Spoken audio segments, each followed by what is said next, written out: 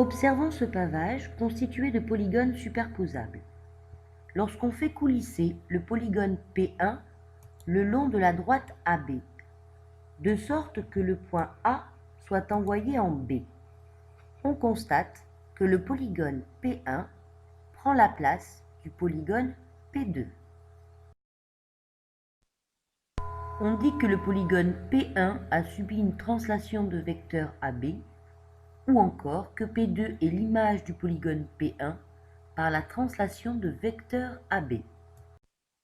Le vecteur AB, noté AB surmonté d'une flèche, matérialise le déplacement rectiligne orienté de A vers B.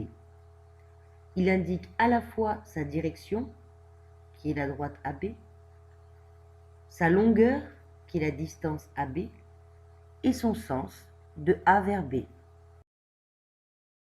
À présent, observons de plus près l'action de cette translation sur les différents sommets du polygone P1. Le point M est envoyé en M', le point N est envoyé en N', le point F est envoyé en F'. On dit que M' est l'image de M par la translation de vecteur AB, N' est l'image de N par la translation de vecteur AB, et F' est l'image de F par la translation de vecteur AB. Les segments AB, MM', NN' et FF' sont parallèles et de même longueur. Les vecteurs AB, MM', NN' et FF' matérialisent le même déplacement. On dit qu'ils sont égaux. En utilisant le quadrillage, on peut dire que la translation de vecteur AB correspond à un déplacement horizontal de 3 carreaux vers la droite. Revenons au pavage initial. Que devient le polygone P7 par cette même translation de vecteur AB? Il suffit de le déplacer horizontalement de 3 carreaux vers la droite. L'image du polygone P7 est P8.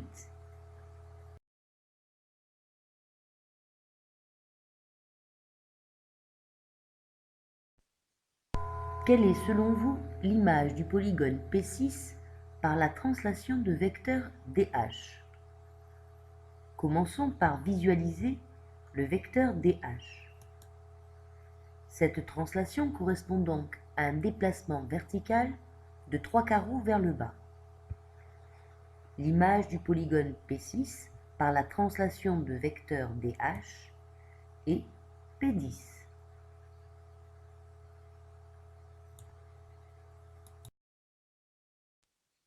Quelle est selon vous l'image du polygone P6 par la translation de vecteur HD? Attention, cette fois, il s'agit d'un déplacement vertical de 3 carreaux vers le haut. Les vecteurs DH et HD ne sont pas égaux. Ils n'ont pas le même sens. L'image de P6 par la translation de vecteur HD est P2. Quelle est selon vous l'image du polygone P8 par la translation de vecteur HF? La translation qui envoie H en F correspond à un déplacement horizontal de 6 carreaux vers la gauche. L'image de P8 par la translation de vecteur HF est P6. Quelle est selon vous l'image du polygone P4 par la translation de vecteur FI? Cette fois, la direction du déplacement ne correspond pas directement à une ligne du quadrillage. On pourrait dire qu'il s'agit d'un déplacement en diagonale, en bas à gauche, de 3 diagonales de petits carrés. On peut également voir le déplacement de F vers I comme la succession d'un déplacement vertical de 3 carreaux vers le bas, suivi d'un déplacement horizontal de 3 carreaux vers la gauche. L'image du polygone P4 par la translation de vecteur FI est le polygone P7.